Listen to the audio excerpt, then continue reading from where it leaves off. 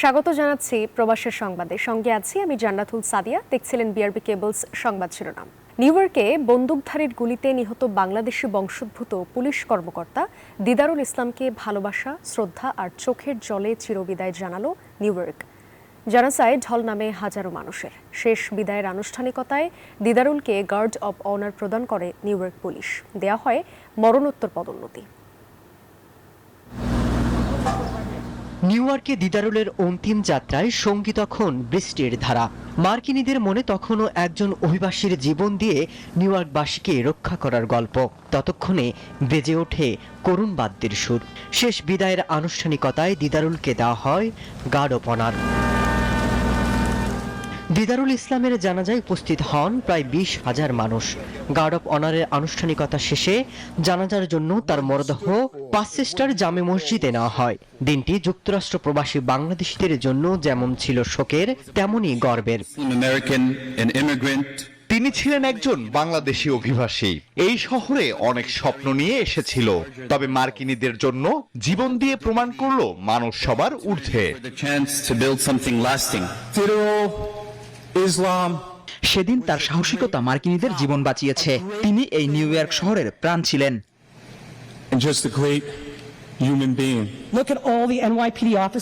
এই মসজিদের বাইরে হাজারো মানুষ জড়ো হয়েছে।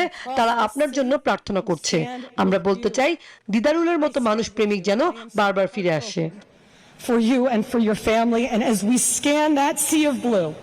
দিদারুলের পরিবারকে সহায়তার জন্য একটি তহবিল গঠন করা হয়েছে। ওই তহবিলে এরই মধ্যে $65,000 বেশি অর্থ জমা পড়েছে। তবে শুধু অর্থ দিয়ে নয়, দিদারুলের মতো পুলিশ অফিসারদের জীবন বাঁচাতে মার্কিন বন্দুক আইন আরো কঠোর করার বার্তা দিলেন নিউ ইয়র্ক সিটি মেয়র প্রার্থী Zohran Mamdani. On the very day that I held the father of Officer Islam in my arms, সোমবার নিউ ইয়র্কের ম্যানহাটনে জীবনের ঝুঁকি নিয়ে হামলাকারীকে থামাতে গিয়ে বন্দুকধারীর গুলিতে প্রাণ হারায় নিউ ইয়র্ক পুলিশের কর্মকর্তা দিদারুল ইসলাম সহ 5 জন। মাসুদ রানা, নিউজ 24। মালয়েশিয়ায় নির্মাণ ও পর্যটন খাতে বাংলাদেশি কর্মী নিয়োগে নতুন নির্দেশনা দিয়েছে কুয়ালালামপুরের বাংলাদেশ হাইকমিশন। এক বিজ্ঞপ্তিতে জানানো হয়, যেসব কর্মী আগে অনুমোদন পেয়েও মালয়েশিয়ায় যেতে পারেননি, তারা এখন সরকারি প্রতিষ্ঠান বোয়েসেলের মাধ্যমে যেতে পারবেন। এজন্য মালয়েশিয়ার কোম্পানিগুলোকে বাংলাদেশ হাইকমিশনে আবেদন করে প্রয়োজনীয় কাগজপত্র জমা দিতে হবে। সত্যায়নের ক্ষেত্রে কোম্পানির আর্থিক সচ্ছলতার প্রমাণ ও কর্মীদের আবাসন সনদ সহ মোট 15 ধরনের ডকুমেন্ট দাখিলের নির্দেশনা দেওয়া হয়েছে। 35% থেকে কমিয়ে বাংলাদেশের জন্য অতিরিক্ত শুল্ক 20% নির্ধারণ করল মার্কিন যুক্তরাষ্ট্র। এতে স্বস্তি ফিরেছে দেশের রপ্তানি বাজারে। একে সরকারের বড় সাফল্য হিসেবে দেখছেন ব্যবসায়ীরা। কেটেছে প্রতিযোগিতার বাজারে সক্ষমতা হারানোর শঙ্কাও। তবে বাজার ধরে রাখতে অভ্যন্তরীণ সমস্যা সমাধানে নজর দেওয়ার পরামর্শ তাদের। হোসাইন শাহাদাত জানাচ্ছেন বিস্তারিত। বিশ্বের সবচেয়ে ক্ষমতাধর প্রেসিডেন্ট, স্বভাবটাও বেশ পাগলাটে, তবে ব্যবসাটা বোঝেন ভালো। তাই তার এক ঘোষণায় উলটপালট পুরো বিশ্ব অর্থনীতি, যার প্রভাব হাজার মাইল দূরের বাংলাদেশেও। এই বাজারে নির্ভরতা বেশি বাংলাদেশের, তাই চিন্তার ভাঁজটাও ছিল চওড়া দেশের রপ্তানিকারকদের কপালে। মার্কিন মূল্যকে পণ্য পাঠাতে আগে থেকেই গুনতে হতো 15% শুল্ক। তার উপর আরো 35% যোগ হওয়ার খবরে ব্যবসা বন্ধ হওয়ার জোগাড় অনেক রপ্তানিকারকের। তবে 3 দফা আলোচনায় শেষ ভালোটা হলো বাংলাদেশেরই। অতিরিক্ত শুল্ক কমিয়ে 20% আনতে সক্ষম হয়েছেন বাণিজ্য উপদেষ্টা। এতে স্বস্তি ফিরেছে রপ্তানি পাড়ায়। আমাদের ট্যারিফ ছিল 35%, সেটা যে কমিয়ে এতটুকু আসবে এটা আসলে কিন্তু খুব বেশি আমরা আশা করছিলাম না, যে গতিতে এটা আগাচ্ছিল। বাট ডেফিনেটলি এটা সরকারকে সাধুবাদ জানাই, যারা নেগোসিয়েশন করেছেন তাদেরকে সাধুবাদ জানাই। হয়তো আমরা আরেকটু কম হতে পারতো, এরকম একটা আশাও আমাদের ছিল, বা উপদেষ্টা মহোদয় এরকম আশা করছিলেন। তারপর আমরা যতটুকু হয়েছে তাতে আমরা হ্যাপি। শুধু বাংলাদেশ নয়, বৃহস্পতিবার মোট 68 দেশের জন্য নতুন শুল্ক ঘোষণা করে ট্রাম্প প্রশাসন, যেখানে ব্রাজিলের জন্য সর্বনিম্ন 10% থেকে মিয়ানমারের উপর সর্বোচ্চ 40% পর্যন্ত শুল্ক ধার্য করেছে ডোনাল্ড ট্রাম্প। তবে বাংলাদেশের বড় প্রতিদ্বন্দ্বী দেশ ভিয়েতনামের শুল্ক হার বাংলাদেশের মতোই 20%, 19% করে দিতে হবে ইন্দোনেশিয়া, কম্বোডিয়া এবং পাকিস্তানকে। আর ট্রাম্পের আশীর্বাদ পুষ্ট ভারতকে গুনতে হচ্ছে 5% বেশি শুল্ক। ইন্ডিয়া যদি আমাদের চেয়ে বেশি, ভিয়েতনাম আমাদের প্রায় সমান, তো এতে গিয়ে আমরা খুব একটা অসুবিধা হবে বলে মনে করছি না। আমাদের অর্ডার বৃদ্ধি পাবে, কেননা চীন থেকেও সম্ভবত অর্ডারও রিলোকেট করবে, এমনকি বিনিয়োগও রিলোকেট করবে বিভিন্ন দেশে। বাংলাদেশ সম্ভবত সেই সুবিধাটিও এক্ষেত্রে পাবে বলে আমাদের কাছে অনুমান। তবে রপ্তানিকারকরা বলছেন, রপ্তানি বাজারে অবস্থান শক্তিশালী করতে অভ্যন্তরীণ বাধা দূর করার দিকে জোর দিতে হবে সরকারকে। হোসেন শাহাদাত, নিউজ 24, ঢাকা। যুক্তরাষ্ট্রের শুল্ক কমানোর সিদ্ধান্ত সন্তোষজনক, তবে বিকল্প বাজার খোঁজার আহ্বান জানিয়েছেন আমির খসরু। তিনি আরও বলেন, এ নিয়ে জয় পরাজয়ের কিছু নেই, আমরা এখন একটি সন্তোষজনক অবস্থায় আছি। এই মুহূর্তে রপ্তানি বাধাগ্রস্ত হবার সম্ভাবনা নেই বলেও জানান তিনি। ব্যবসায়ীদের সুবিধা অসুবিধা কি আছে না আছে সবকিছু মিলিয়ে আমাদের অর্থনীতিতে এটার প্রভাব কি হবে, তো সেই বিষয়গুলো আমরা বুঝতে পারবো। পুরো প্যাকেজটা কি হচ্ছে আমরা জানি না এখন, বাট আপাত দৃষ্টিতে যে 20% যেটা আমরা বাধাগ্রস্ত হবে না, আমাদের রপ্তানিকারকরা বাধাগ্রস্ত হবে না, সেই দিক থেকে আমি মনে করি সন্তোষজনক। পুরো প্যাকেজটা জানার পরে, বিশ্লেষণের পরে আমরা বলতে পারবো। এদিকে বাংলাদেশি পণ্যের উপর 20% পাল্টা শুল্ক আরোপকে কূটনৈতিক বিজয় বলে মন্তব্য করেছেন প্রধান উপদেষ্টা ডক্টর মোহাম্মদ ইউনূস। শুক্রবার সকালে প্রধান উপদেষ্টার প্রেস সচিব শফিকুল আলম তার ভেরিফাইড ফেসবুকে এই তথ্য জানান। এক বার্তায় প্রধান উপদেষ্টা বলেন, যুক্তরাষ্ট্রের সঙ্গে ঐতিহাসিক বাণিজ্য চুক্তি হওয়ায় বাংলাদেশের প্রতিনিধি দলকে অভিনন্দন জানান। 20% শুল্ক নির্ধারণ যা পূর্বাভাসের চেয়ে 17% পয়েন্ট কম বলেও জানান প্রধান উপদেষ্টা। রাষ্ট্র সংস্কারের 19টি মৌলিক বিষয়ে একমত হলেও জুলাই সনদে কতগুলো রাজনৈতিক দল সই করবে তা নিয়ে সংশয় তৈরি হয়েছে। সনদের খসড়া নিয়ে আপত্তির পাশাপাশি জুলাই সনদের আইনি ভিত্তি চায় এনসিপি, জামায়াত। রাজনৈতিক দলগুলো বলছে, জুলাই সনদ নিয়ে ভিন্নতা থাকলেও আলোচনায় আসতে পারে সমাধান। Jubair Sanur report.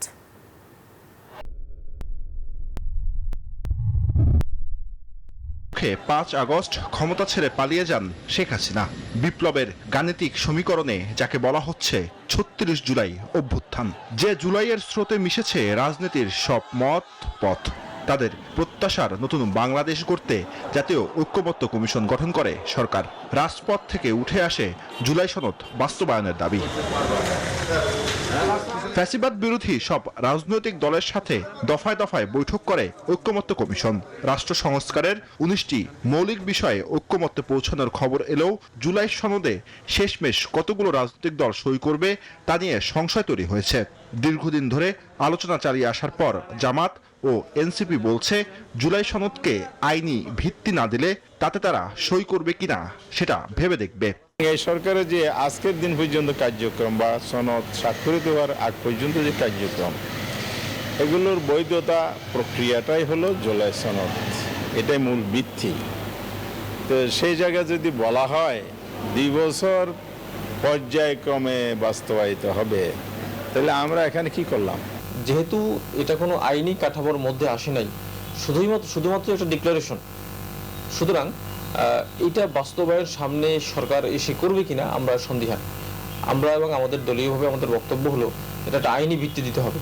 রাজনৈতিক দলগুলোর মত ভিন্নতায় ক্ষুব্ধ জুলাইয়ের রাজপথ থেকে উঠে আসা নতুন রাজনৈতিক দল এনসিপি। জুলাই সনদের ভবিষ্যৎ নিয়েও সন্দিহান তারা। এই যে জাতীয় ঐক্যমত কমিশন কোন কোন বিষয়ে ঐক্যমত হলো, এই ঐক্যমতের বিষয়টা কিন্তু এখানে এখনো ইনসার্ট করা হয়নি। মানে হলো একদমই খসড়া, এবং কোন পয়েন্টে দেশের সংস্কার হবে সেই পয়েন্টগুলো কিন্তু এখানে এখনো ক্লিয়ার না। তবে ভিন্ন মেরুতে অবস্থান দেশের অন্যতম বড় রাজনৈতিক দল বিএনপির। জুলাই জাতীয় সনদের খসড়ার সাথে তারা অনেকটাই একমত, তবে সনদ বাস্তবায়নে 2 বছরের মেয়াদ নিয়ে আছে ভিন্নমত দলটির। জনগণের সার্বভৌম ইচ্ছার উপরে কোনো আইন নেই, এটা হচ্ছে আমরা বলি যে doctrine of legitimate expectation of the people, এইটাই সোভারেইন ইচ্ছা, জনগণের অভিপ্রায়। এখানে সবাই একত্রিত হয়ে যে সনদ তৈরি হবে, ইট ইজ অ্যাবাভ দি ল। আবার শেষ দিনের বৈঠকে সিপিবি ও বাসদ সহ 4 বামপন্থী দল জাতীয় 4 নীতি বাদ দেয়াকে কেন্দ্র করে বৈঠক বর্জন করে। রাজনৈতিক বিশ্লেষকরা বলছেন, জুলাই সনদ নিয়ে ভিন্নতা থাকলেও আলোচনায় আসতে পারে সমাধান। জুবাইর সানি, নিউজ 24, ঢাকা। জুলাই ঘোষণাপত্র দ্রুত বাস্তবায়নের দাবিতে শাহবাগে অবরোধ করে রাখা আন্দোলনকারীদের দুই গ্রুপের মধ্যে সংঘর্ষের ঘটনা ঘটেছে। পরিস্থিতি নিয়ন্ত্রণে তাদের ছত্রভঙ্গ করে দিয়েছে পুলিশ। শুক্রবার বিকেলে সংঘর্ষের এই ঘটনা ঘটে। প্রথমে পুলিশ তাদের শাহবাগ মোড় এলাকা ছেড়ে যেতে বললেও আন্দোলন চালিয়ে যাওয়ার ঘোষণা দেন বিক্ষোভকারীরা। পরে এক পর্যায়ে তাদের ছত্রভঙ্গ করে দেয় পুলিশ। আন্দোলনকারীরা শাহবাগ ছেড়ে চলে যান। এখন যান চলাচল স্বাভাবিক রয়েছে। পুলিশ জানিয়েছে, রাস্তা আটকে এ ধরনের আন্দোলন গ্রহণযোগ্য নয়। গতকালকে থেকে দেখছেন যে পুরো মোড়টা দখল করে রাখছিল, তারা আমাদের ব্লক নিয়ে রাখছে। আমরাও যেহেতু জুলাই আহত, এই জন্য আমরাও কিন্তু কিছু বলতে পারতেছিলাম না। আজকে যারা আসছে তারা বিভিন্ন হাসপাতালে এখনো ভর্তি আছে। তারা বলতেছে আমরা জুলাই আহত, আমাদের বুকে গুলি লাগছে, আমাদের পায়ে পা নাই, হাত নাই, তাহলে এরা কারা? পরে ওরা যখন শুরু করছে, আমরা চাইছিলাম যে দুই পক্ষের মধ্যে যেন হতাহত না হয়, দুই সংঘর্ষ না হয়, এইটাই আর কি। রাজনৈতিকভাবে আওয়ামী লীগকে নিশ্চিহ্ন করতে পারলে ফ্যাসিবাদ থেকে পরিপূর্ণ মুক্তি পাবে দেশ, এমন মন্তব্য করেছেন বিএনপি মহাসচিব মির্জা ফখরুল ইসলাম আলমগীর। হাসিনা ফিরে এসে আর কোনো গণহত্যা যেন চালাতে না পারে, সেজন্য সবাইকে সোচ্চার থাকার আহ্বান জানান তিনি। দলটির আরেক নেতা মির্জা আব্বাস অভিযোগ করেন, নির্বাচন যেন সুষ্ঠু হতে না পারে, সেজন্য জনগণকে বিএনপির বিরুদ্ধে ভুল বোঝানো হচ্ছে। রাজধানীর উত্তরা ও যাত্রাবাড়িতে জুলাই শহীদ স্মরণে সমাবেশে এসব কথা বলেন বিএনপি নেতারা।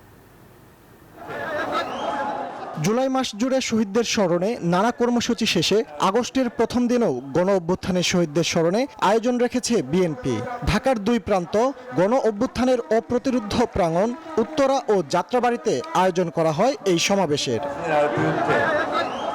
উত্তরার সমাবেশে যোগ দেন বিএনপি মহাসচিব মির্জা ফখরুল ইসলাম আলমগীর। এ সময় ফ্যাসিস্টদের প্রতি ঘৃণা তৈরির আহ্বান জানিয়ে সবাইকে সোচ্চার থাকার আহ্বান জানান তিনি। আওয়ামী ফ্যাসিস্টরা, হাসিনারা যা আমাদের দেশকে ধ্বংস করেছে, তাদের প্রতি ঘৃণা তৈরি করে। তারা যেন কোনোদিন ফিরে আসতে না পারে, হাসিনা যেন ফিরে না আসে আর আমার ছেলেদেরকে হত্যা করতে না পারে, সেই ব্যবস্থা তৈরি করতে হবে। আমাদের সাধারণ মানুষ তারা তাদের মতামত প্রকাশ করবে, তারা ভোট দিবে, ভোট দিয়ে তাদের প্রতিনিধি নির্বাচন করবে, সেই প্রতিনিধিরা দেশ চালাবে। এদিকে যাত্রাবাড়ির সমাবেশে যোগ দেন স্থায়ী কমিটির সদস্য মির্জা আব্বাস। নির্বাচনে ঘোষণা নিয়ে ষড়যন্ত্র আছে উল্লেখ করে তিনি বলেন, বিএনপির বিরুদ্ধে জনগণকে ভুল বোঝানোর চেষ্টা চলছে।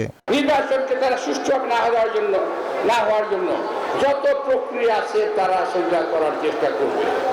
মানুষকে বোঝাবে যে বিএনপির বিরুদ্ধে ভুল বোঝাবে তারা মানুষকে। কিন্তু বিএনপি 17টা বছর আন্দোলন করেছে, আমরা দরকার পড়লে আরো 17 বছর আন্দোলন করব। আমরা ভোট দেওয়া ভুলে গেছি, নতুন প্রজন্ম ভোট দিতে শিখে নাই, আর তাদেরকে আপনারা পিয়ার শেখান, আগে ভোট দেওয়া শেখান, ভোট দেওয়া। এ সময় রাজনৈতিক দলগুলোকে বিদ্বেষ পরিহার করে সুষ্ঠু ধারার রাজনীতি করতে আহ্বান জানান বিএনপি নেতারা। ফজলে রাব্বি, সৌরভ, নিউজ 24, ঢাকা। দীর্ঘ সময় নির্বাচিত সরকার না থাকলে মাথাচাড়া দিতে পারে তৃতীয় শক্তি, ঘটতে পারে পাল্টা অভ্যুত্থানের মতো ঘটনাও। সতর্ক করছেন বিশ্লেষকরা। তারা বলছেন, গৃহযুদ্ধের শঙ্কাও উড়িয়ে দেওয়া যায় না। গবেষণায় দেখা গেছে এমন উদাহরণও রয়েছে বেশ কিছু দেশে। সেসব দেশে এখনও গণতন্ত্র উপেক্ষিত। তাই দেশের চলমান অস্থিরতা নিরসনে দ্রুত নির্বাচনমুখী হওয়ার পরামর্শ তাদের। রিশাদ হাসানের রিপোর্ট। বাংলাদেশের রাজনীতির টাইমলাইনে ঘটনাবহুল এক মাস অগস্ট। ইতিহাসের পরিক্রমায় সবশেষ গত বছরের এই মাসে ঘটে গেছে দেশের পট পরিবর্তনের মতো ঘটনা, যা জুলাই আগস্ট বিপ্লবের তকমা পেয়েছে। সেই বিপ্লবের 1 বছর ঘুরছে, এমন অবস্থায় হঠাৎ সারা দেশে 11 দিনের বিশেষ সতর্কতা জারি করেছে আইন শৃঙ্খলা বাহিনী। আগামী 4-5 দিন দেশের রাজনৈতিক বন্দোবস্তের জন্য খুবই গুরুত্বপূর্ণ জানিয়েছেন প্রধান উপদেষ্টার প্রেস সচিব। এমন অবস্থায় জনমনে প্রশ্ন, আসলে কি হতে চলেছে দেশে? 5-6টা দিনে আমরা বুঝবো যে আমরা সামনে কোথায় যাচ্ছি। বিশেষজ্ঞরা বলছেন, এসব সংশয় আর শঙ্কার গোড়ায় রয়েছে একটি নির্বাচিত সরকারের অনুপস্থিতি। এমন অবস্থা দীর্ঘ সময় ধরে চলতে থাকলে মাথাচাড়া দিয়ে উঠতে পারে তৃতীয় কোনো শক্তি। পাল্টা অভ্যুত্থান, এমনকি গৃহযুদ্ধের শঙ্কাও উড়ে দেওয়া যাচ্ছে না বলছেন তারা। আমিও তো উদ্বিগ্ন যে কি হবে। বাংলাদেশ কি তাহলে গৃহযুদ্ধ থেকে চলে যাবে? বাংলাদেশ কি তাহলে একটা রক্তক্ষয়ী সংঘর্ষ থেকে চলে যাচ্ছে? নির্বাচন নিয়ে যত বেশি সংশয় তৈরি হবে, অর্থাৎ সরকারের সাথে রাজনৈতিক দলগুলোর দূরত্ব যত বেশি হবে, তত বেশি কিন্তু আসলে এই ধরনের অগণতান্ত্রিক প্রসঙ্গগুলোর যে মাথাচাড়া দিয়ে ওঠার সুযোগগুলো কিন্তু বাড়বে। ডেমোক্রেসি ডায়াস বাংলাদেশের গবেষণা বলছে গত অর্ধ শতকে 26টি দেশে অন্তর্বর্তীকালীন সরকার গঠিত হয়েছে। দ্রুত নির্বাচিত সরকার না আসায় 6টি দেশে ঘটেছে পাল্টা অভ্যুত্থান। আজও ওই দেশগুলোতে গণতন্ত্র উপেক্ষিত। এমনও হয়েছে যে এইসব দেশে সেনা অভ্যুত্থান হয়েছে, এইসব দেশে পুনরায় অভ্যুত্থান হয়েছে এবং এইসব দেশে জাতীয় সংঘের সেনাবাহিনী পাঠাতে হয়েছে বা জাতীয় সংঘের শান্তিরক্ষা বাহিনী পাঠাতে হয়েছে। বাংলাদেশের পরিস্থিতিও এখন অস্থির। বিশেষজ্ঞরা মনে করেন এমন অবস্থা থেকে বের হওয়ার কার্যকরী উপায় হতে পারে দ্রুত জাতীয় নির্বাচন। কোলাবোরেটিভ এফোর্ট, একজনের দ্বারা তো হবে না, সবাই মিলে সম্মিলিতভাবে যদি আমরা নির্বাচনের দিকে এগিয়ে যেতে পারতাম, তাহলে এই জাতীয় সংকট আমরা অ্যাভয়েড করতে পারতাম। আমরা চাই যে এই জায়গাটিতে রাজনৈতিক দলগুলো প্রজ্ঞার পরিচয় দেবে, সরকার নিরপেক্ষতার পরিচয় দেবে, দূরদর্শিতার পরিচয় দেবে এবং সবাই মিলে এমন একটি জায়গায় আমরা যাব যে নির্বাচন যে প্রয়োজন এটি আমরা এখন বুঝি, কিন্তু এমন একটি জায়গায় যাব যেন নির্বাচন বিলম্বিত না হয়। আমরাও মনে করি যে তখন রাজনৈতিক দলগুলো নির্বাচন সম্পন্ন করার প্রশ্নে আরো অনেক বেশি নির্বাচনমুখী হবে, তারা অনেক বেশি দায়িত্বশীল ভূমিকা পালন করবে। জনমনে স্বস্তি ফেরাতে রাজনৈতিক দল ও অন্তর্বর্তী সরকারের মধ্যে ঐক্য প্রতিষ্ঠাও জরুরি বলে মনে করেন বিশ্লেষকরা। রাজনৈতিক দলগুলো কিন্তু যে কোনোভাবে হোক এই নির্বাচন। রিশাদ হাসান, নিউজ 24, ঢাকা। রাজধানীর গুলশানে চাঁদাবাজির মামলায় এবার গ্রেপ্তার হলেন গণতান্ত্রিক ছাত্র সংসদের সাবেক যুগ্ম আহ্বায়ক জানে আলম অপু। রাজধানীর ওয়ারি থেকে তাকে গ্রেপ্তার করে ডিবি। শুক্রবার ব্রিফিংয়ে এসব তথ্য জানালো ডিএমপি। এদিকে কার্যক্রম নিষিদ্ধ আওয়ামী লীগের গোপন বৈঠক ও রাজনৈতিক সংশ্লিষ্টতায় আটক সাবেক সেনা কর্মকর্তার বিষয়ে তদন্তে আদালত গঠন করেছে সেনাবাহিনী। সমন্বয়ের পরিচয়ে গেল 17 জুলাই রাজধানীর গুলশানে সাবেক এমপির বাসায় গিয়ে 50 লাখ টাকা চাঁদা দাবি করে কয়েকজন। মবের ভয় দেখিয়ে প্রথম ধাপেই আদায় করে 10 লাখ টাকা। পরে চাঁদার দ্বিতীয় কিস্তি আনতে 26 জুলাই সন্ধ্যায় আবারও সেই বাসায় গেলে 5 জনকে আটক করে পুলিশ। এবার গ্রেপ্তার হলেন গণতান্ত্রিক ছাত্র সংসদের সাবেক যুগ্ম আহ্বায়ক জানে আলম অপু। রাজধানীর ওয়ারি থেকে তাকে গ্রেপ্তার করে ডিবি। এখন পর্যন্ত গ্রেপ্তার 6 জনের মধ্যে 3 জনের বাসা থেকে প্রায় 2,78 লাখ টাকা উদ্ধার করেছে পুলিশ। শুক্রবারে ব্রিফিংয়ে এসব কথা জানায় ডিএমপি। এই ঘটনায় আর যারা জড়িত তাদের আইনের আওতায় নিয়ে আসা এবং ঘটনার মূল সুকারণে আমাদের এর বাইরেও কার্যক্রম নিষিদ্ধ আওয়ামী লীগের 8 জন সহ মোট 254 জনকে গ্রেপ্তার করা হয়েছে বলে জানান ডিএমপির মুখপাত্র। ডিএমপি বলছে ঢালাওভাবে গ্রেপ্তার নয়, গোপন তথ্যের ভিত্তিতেই চলছে এসব কার্যক্রম। কারোর বিরুদ্ধে যদি সুনির্দিষ্ট অভিযোগ থাকে, কোনোরকম আইন শৃঙ্খলা বিনষ্ট করার চেষ্টায় জড়িত থাকার অভিযোগ পাওয়া যায়, সেক্ষেত্রে আমরা গ্রেপ্তারগুলো করছি এবং এক্ষেত্রে একটা বিষয় পরিষ্কার, এখানে ঢালাওভাবে বা কাউকে হারানোর গ্রেপ্তারের কোনো অবকাশ নেই। এদিকে আওয়ামী লীগের গোপন বৈঠক এবং রাজনৈতিক সংশ্লিষ্টতায় আটক সাবেক সেনা কর্মকর্তার বিষয়ে তদন্ত আদালত গঠন করা হয়েছে বলে জানিয়েছে আইএসপিআর। সঞ্জিতা সুমি, নিউজ 24, ঢাকা। নতুন বাংলাদেশ করতে সঠিক কালচার ওয়ার্ড ঠিক করা না গেলে আওয়ামী লীগের কাছে হেরে যেতে হবে এবং আবারও মুজিববাদ তৈরি হবে, এমন মন্তব্য করেছেন প্রধান উপদেষ্টার প্রেস সচিব শফিকুল আলম। সোহরাওয়ার্দী উদ্যানে সাইমুম শিল্পী গোষ্ঠী আয়োজিত 4 দিনের জুলাই পুনর্জাগরণ অনুষ্ঠানের উদ্বোধনী অংশে তিনি এই মন্তব্য করেন। বলেন, সারা দেশে আওয়ামী লীগ কালচারকে প্রতিহত করতে হবে। অনুষ্ঠানের প্রধান অতিথি সাংস্কৃতিক উপদেষ্টা মোস্তফা সরওয়ার ফারুকী বলেন, জুলাইয়ের মাধ্যমে বাংলাদেশ হারানো সার্বভৌমত্ব ফিরে পেয়েছে।